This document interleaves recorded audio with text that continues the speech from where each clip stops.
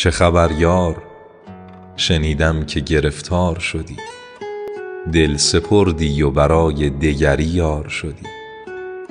بعد دل کندنت از من دلت آرام گرفت؟ خوب شد زندگیت یا که بدهکار شدی؟ بی تو اینجا خبری نیست به جز غصه و درد، حال خوش بودی و رفتی و دل آزار شدی. تو خودت خواستی از قصه من پر بکشی، پس نگو کار خدا بوده و ناچار شدی. من که در حد پرستش به تو دل بسته شدم، من چه کردم که تو این گونه جفاکار شدی؟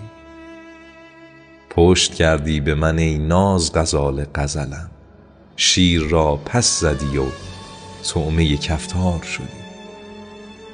مرگ دل نقطه آغاز فروپاشی هاست، حیف و صد حیف که تو دیر خبردار شدی.